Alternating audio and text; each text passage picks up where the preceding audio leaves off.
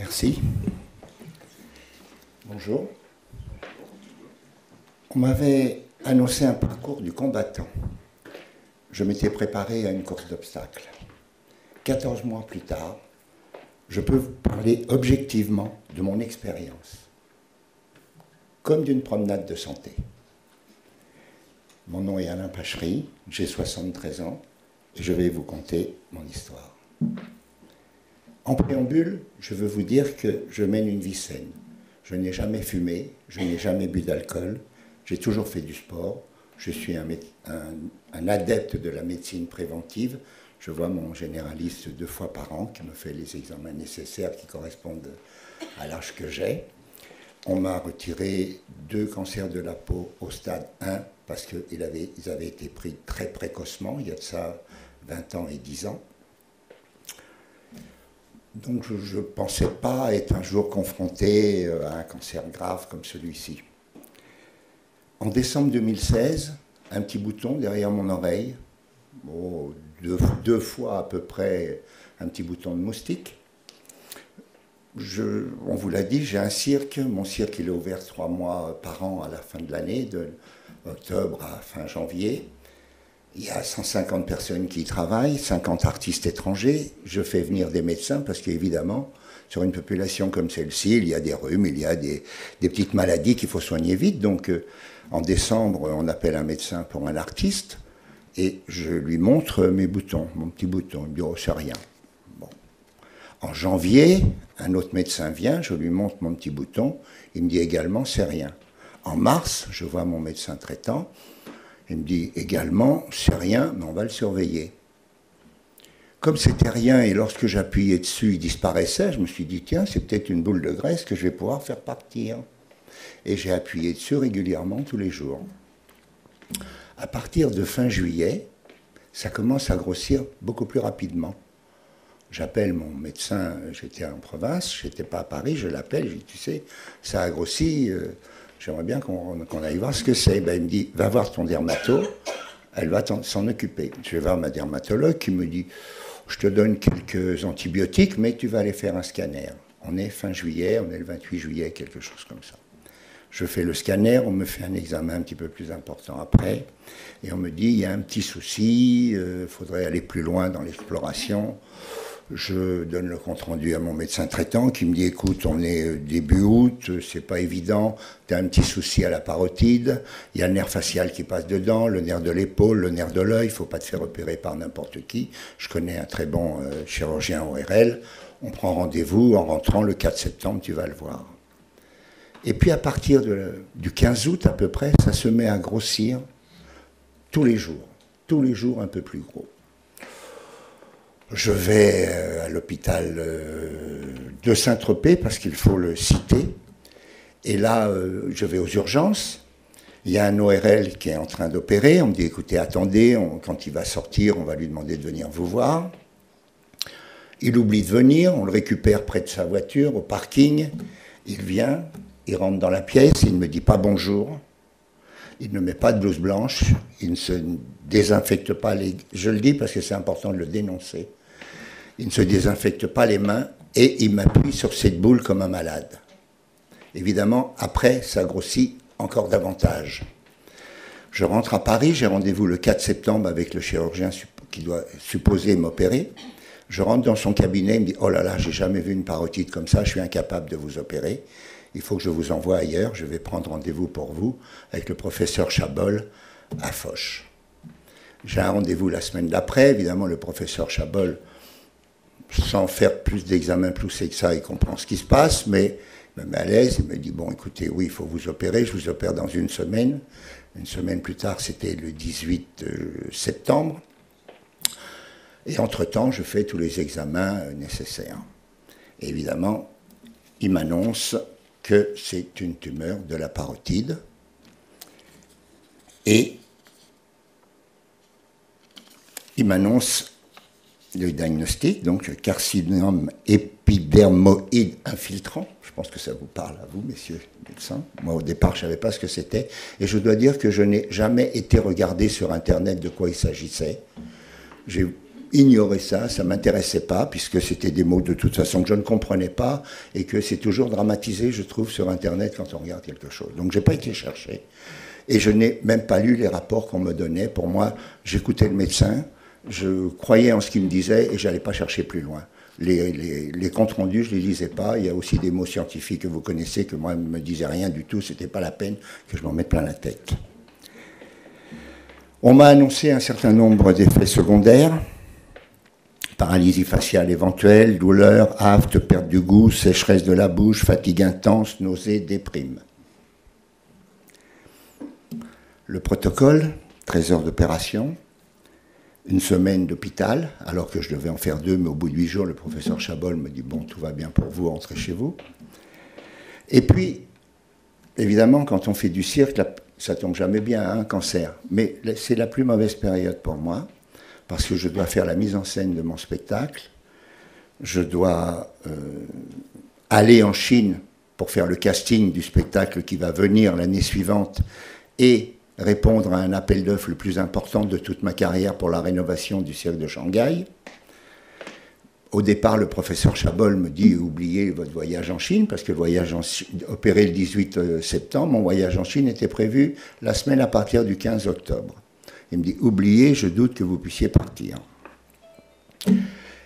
Mais quand on vous annonce tout ça, il y a plein de choses dans votre tête quand même, parce que en dehors de mes activités professionnelles, je suis proche de l'association Petit Prince depuis 28 ans et j'en suis le vice-président depuis 6 ans. Donc, messieurs, vous savez, l'association Petit Prince réalise des rêves d'enfants gravement malades. Nous réalisons à peu près 500 rêves par an, donc je suis confronté à beaucoup d'enfants. Et il y avait, pour les 30 ans de l'association, une soirée au Cirque Phénix que l'on faisait au profit de l'association. Et je devais ajouter dans le programme 10 enfants dont le rêve était de participer à un spectacle. Donc on les avait réunis et on les intégrait dans mon spectacle. Mon spectacle était un cirque africain. Donc j'avais tout ça en tête en me disant mais comment je vais faire si je réagis mal, si la chimio me fout par terre. Mais dans ma tête, je me disais, tous ces gamins qui s'en sortent, qui sont tellement forts, qui nous donnent des leçons tous les jours, je ne vais quand même pas baisser les bras. Je pose la question à l'oncologue, j'ai dit, mais tout ce qu'on m'annonce là, c'est pour tout le monde? Il me dit, non, il y a entre 3 et 5% de gens qui échappent, plus ou moins. Dans ma tête, je me suis dit, il faut que je sois dans ces 3 à 5%. Il n'y a pas d'autre solution. Et puis, je dois faire tout ça. C'était très important pour moi de réaliser la mise en scène. Et puis, surtout, cette soirée des Petits Princes. Et ces gamins qui étaient tellement motivés pour participer. On les a mis une semaine à l'école Fratellini pour leur apprendre quelques petits gestes très simples. Et puis, on avait 24 heures de répétition avec les artistes qui ont été d'une générosité incroyable. On les a intégrés dans les numéros. Enfin, c'était des moments... Même dans ces moments durs qu'on vit, tous les patients, il y a aussi des moments qui nous portent et qui nous donnent envie de continuer. Mais la chimio et les rayons devaient intervenir au plus tard 2 mois après l'opération. Opération 18 septembre, donc au plus tard, 18 novembre, je devais attaquer les traitements. Mais moi, ma première de mon spectacle, c'était le 17 novembre.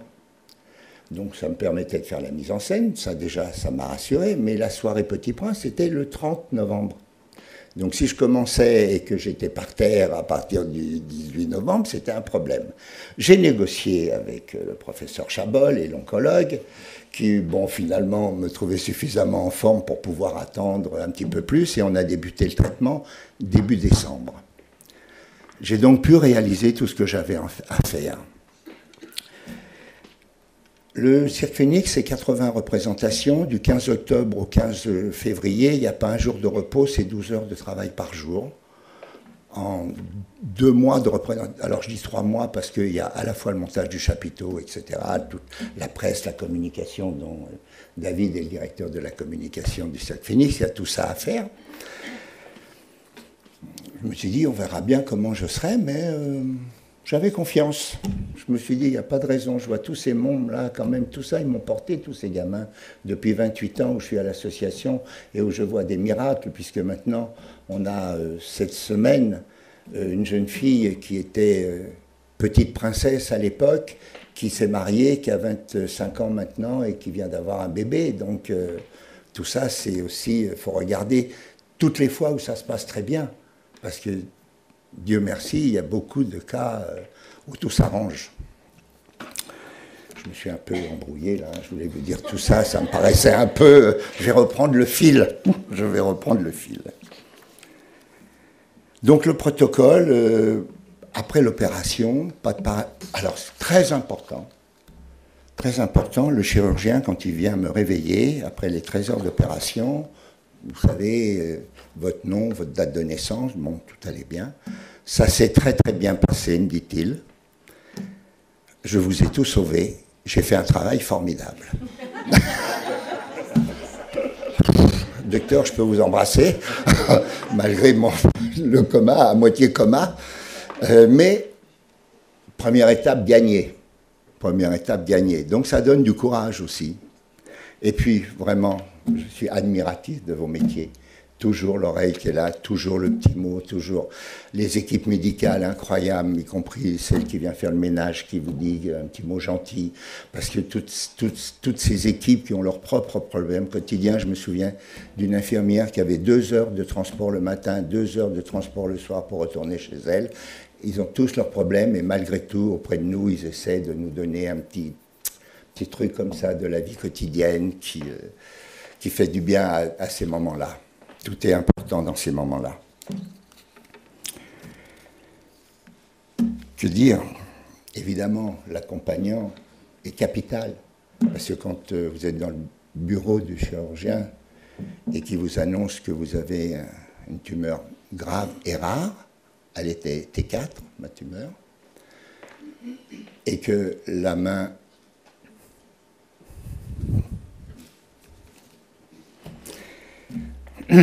et qu'une main s'approche de vous, prend la vôtre et la serre très fort.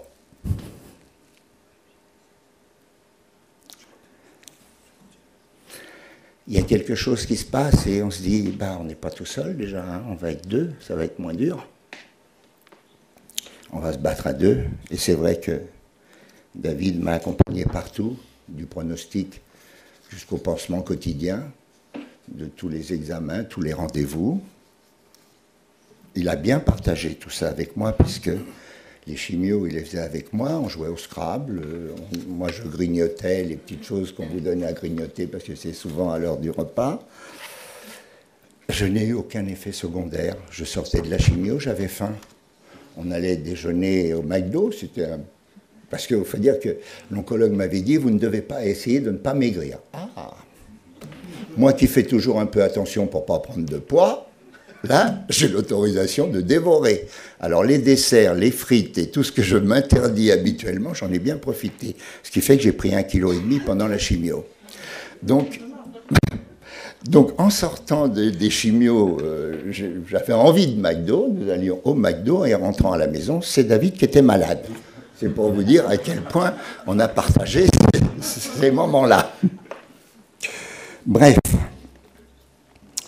je vous l'ai dit, après l'opération, pas de paralysie faciale, pas de douleur, pas d'affe, pas de sécheresse de la bouche, pas de fatigue particulière. Évidemment, mon métier est très difficile à cette période. Je n'ai raté aucune représentation. Je suis à toutes mes représentations. Je n'en ai raté aucune. Il y en a à 10h le matin. Il y a des week-ends à 7 représentations. On commence le samedi à 10h, 14h, 17h, 21h. Et le dimanche, 10h, 14h, 17h. Évidemment, le lundi soir, on est fatigué. Mais je n'étais pas plus fatigué l'année de la chimio et des rayons que les autres années. Alors, c'est vrai que j'ai fait aussi des traitements un peu parallèles, des compléments alimentaires et puis des perfusions de vitamines. Je ne sais pas ce qui a fonctionné, mais en tout cas, ça a fonctionné. Je n'ai eu aucun effet secondaire. Les bilans, on les fait régulièrement. Pour l'instant, j'en ai fait un il y a 2 semaines, donc c'est très récent. Tout est parfait, tout va bien. Je compte les jours, puisque mon chirurgien m'a dit, si 18 mois après le traitement, il n'y a plus aucune trace, ce sera en bonne voie. Donc, on se reverra en juillet prochain, je vous dirai où j'en suis. C'est la date, le juillet, je compte les jours quand même. Hein. Bref, il faut s'écouter, il faut avoir confiance, il faut se battre, J'ai pas eu l'impression de me battre vraiment, mais parce que j'y ai tellement cru depuis le début que moi, tout ça, ça m'a presque paru normal. Parfois même, je me dis quand même, quand je vois des gens, alors après je vais vous dire, parce que dans mon entourage proche, en 6 mois de temps, il y a eu 5 cancers, dont le plus grave de tous, le pancréas. Mais là aussi, c'est ma nièce, le pancréas, 50 ans. Et là aussi, alors là vraiment, le corps médical, quand elle va faire l'examen et qu'elle va récupérer son résultat, on lui donne, sans même lui expliquer ce qu'il y a dedans, elle sort, elle ouvre le résultat dans l'escalier et elle découvre qu'elle a un cancer du pancréas. C'est quand même dur. C'est quand même très dur, puisqu'on est tous conscients que le pancréas, c'est pas le plus simple à soigner. Elle est à Marseille, et à l'hôpital de Marseille, on a une amie chirurgienne, je l'appelle, elle me dit, écoute, l'oncologue qui la suit, c'est un ancien interne à moi, il va t'appeler. Il m'appelle. Je dévie un petit peu, mais c'est pour aussi expliquer que, voilà. Ouais. Donc, l'oncologue m'appelle et il m'a dit, je ne peux pas la guérir, on va lui faire une chimio d'enfer. Au bout de 3 mois, si ça fonctionne un petit peu, on continuera encore 3 mois. Si ça ne fonctionne pas, on arrêtera de la faire souffrir. Mais de toute façon, même si ça fonctionne, c'est 2 ans maximum. Aujourd'hui, les 2 ans sont passés. Elle est en pleine forme. On m'avait dit, elle est inopérable. La tumeur, après 3 mois de chimio, avait régressé, elle ne faisait plus qu'1 centimètre et les métastases du foie avaient disparu. Donc, ça a continué de s'améliorer après les 6 mois de chimio. Après les 6 mois, on lui a refait les examens, tout allait très bien. Ils ont dit, écoutez, on attend 3 mois, on recommence les examens, et si dans 3 mois tout est très bien, il y a une fenêtre de tir, on vous opère. Elle a été opérée il y a maintenant 8 mois, elle a fait une petite récidive au foie, on lui a envoyé une sonde dans le foie, et on lui a explosé la tumeur. Elle est en pleine forme, je l'ai eu ce matin au téléphone, elle a grossi de 2 kilos, elle mange comme 4, elle retravaille. Voilà. Il faut vraiment y croire, parce que même dans les cas les plus dramatiques, il y a des miracles. Parce que je crois que ça fait partie d'un miracle, là. Je crois que c'est assez rare. D'ailleurs, le premier résultat, après les 3 mois de chimio, c'était résultat spectaculaire et rare. Bon, ça donne de l'espoir. Bref, j'ai un peu dévié de notre sujet d'aujourd'hui, mais je pense que... Alors aussi, ce qu'il faut, important aussi, je pense que quand on va à l'hôpital pour des moments comme ça, bon, l'accompagnant, évidemment, il est dans toutes les phases vécues, il est très proche, ne pas se laisser atteindre par le négatif, se concentrer sur soi en priorité. À l'hôpital, j'ai emmené ma vaisselle, mes couverts, mon set de table, mes vêtements. Je ne voulais pas rester en pyjama toute la journée. Déjà, bon, c'était pas terrible de ce côté-là. Je voulais vraiment pas être trop malade. Et je crois que ça compte aussi. Alors là, il y a un vrai reproche à faire. C'est ce qu'on nous donne à manger. Parce que franchement, moi qui adore manger, à aucun moment j'ai eu l'appétit coupé. Hein, à aucun moment. Sauf les 2 dernières semaines des rayons où là j'avais perdu le goût. Mais c'est revenu très vite après. Alors quand on perd le goût, on n'a plus envie de manger. Et quand on vous donne des trucs dégueulasses, excusez-moi, à manger, ça contribue aussi à ne pas avoir un bon moral. Heureusement, tous les jours, j'avais mes petits plats. Donc j'ai bien pu me régaler, même à l'hôpital. Il faisait beau en plus, on descendait dans le jardin déjeuner. C'était pas si grave finalement, c'était pas si dur finalement, quand on a toutes ces petites choses en plus. Mais tous les détails sont importants, hein. Tout est important. Bien sûr, chaque expérience est différente et unique. Cependant, je peux dire que ces règles de la vie quotidienne jouent considérablement sur notre bien-être. Les patients qui sont là, on le sait, quoi. Le quotidien, c'est vachement important pour continuer à avancer et à y croire. Je vous l'ai dit, 5 cancers autour de moi en 6 mois, et que des proches. Ma plus ancienne amie, on est amis depuis 50 ans, ma sœur, ma nièce, et ma collaboratrice qui est avec moi depuis 43 ans, sa petite fille de 18 ans. Donc de 73 à 18 ans, on a eu 5 cancers dans la famille. Et tout le monde est en pleine forme à ce jour. Donc voilà, je voulais témoigner quand vous m'avez contacté. Je voulais témoigner et peut-être dire qu'il faut y croire et que voilà, il y a de l'espoir. Je suis en pleine forme et j'ai aucun doute de pouvoir vous revoir dans 1 an, dans 2 ans, dans 5 ans, dans 10 ans. J'avais un objectif, c'est 100 ans. Je m'étais dit, bon, à 100 ans, je baisse les bras, je m'endors, on n'en parle plus. J'ai révisé un petit peu à la baisse, 99. Merci beaucoup.